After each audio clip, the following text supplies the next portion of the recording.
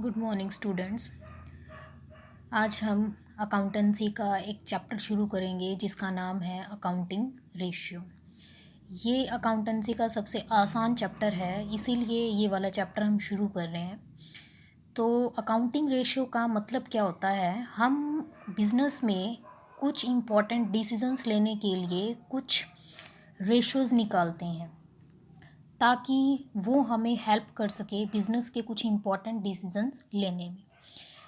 तो जितने भी रेशो होते हैं बिज़नेस में, उन सारे रेशियोज़ को हमने 4 कैटेगरीज़ में डिवाइड कर लिया है। वो 4 कैटेगरीज़ आपके सामने लिखी हुई हैं। तो फर्स्ट है लिक्विडिटी रेशियो, सेकंड है सॉल्वेंसी रेशियो, थर्ड है टर्नओवर रेशियो एंड फोर्थ है आपका प्रॉफिटेबिलिटी रेशियो।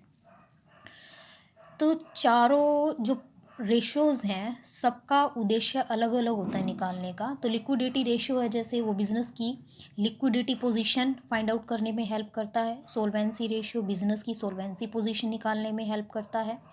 टर्नओवर रेशियो हमें स्टॉक, डेटर, क्रेडिटर इनके बारे में अलग अलग इन्फॉर्मेशन देता है। एंड प्रॉफिटेबिलिटी रेशियो हमें बताता है कि हमारे बिज़नेस ऑर्गेनाइजेशन की प्रॉफिटेबिलिटी सिचुएशन कैसी है।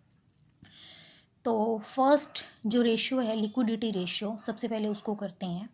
लिक्विडिटी रेशियो में हमें दो फॉर्मूले हैं हमारे पास, दो रेशियोज़ हैं जो हमें बताएंगे कि हमारे बिज़नेस की लिक्विडिटी पोजीशन कैसी है। लिक्विडिटी पोजीशन का मतलब होता है कि हमारा जो बिज़नेस ऑर्गेनाइजेशन है वो शॉर्ट टर्म डेब्ट यानी कि शॉर्ट टर्म लोन पे करने में सक्षम है या नहीं।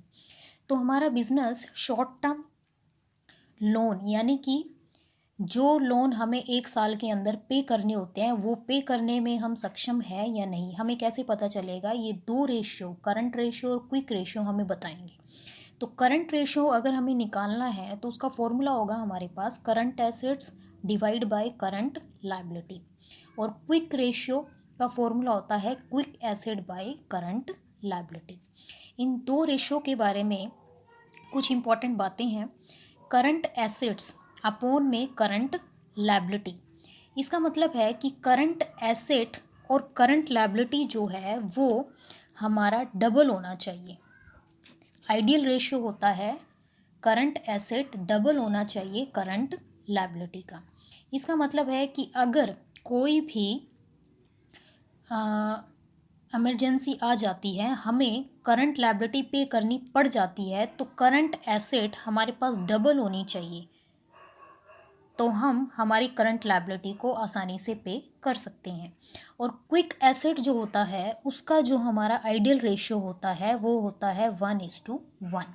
इसका मतलब है कि क्विक एसेट हमारी करंट लायबिलिटीज़ के इक्वल होनी चाहिए, यानी कि अगर कोई इमरजेंसी आ जाती है, अगर हमें क्विकली हमारी शॉर्ट टर्म लोन पे करने पड़ जाते हैं, तो हम तुरंत हमारी एसेट्स की हेल्प से करंट लायबिलिटी को पे कर सकें।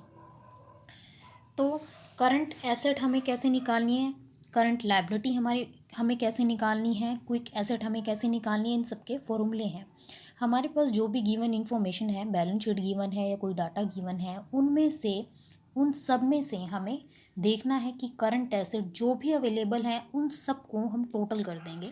मेनली जो हमारी करंट एसेट्स होती हैं वो होती हैं cash, bank, stock, bill receivable, short term investment, debtors and prepaid expenses. ऐसे ही करंट लायबिलिटीज़ में जो भी हमारे पास करंट लायबिलिटीज़ हैं उनको हम जोड़ देंगे तो हमारे पास करंट लायबिलिटीज़ आ जाएंगी।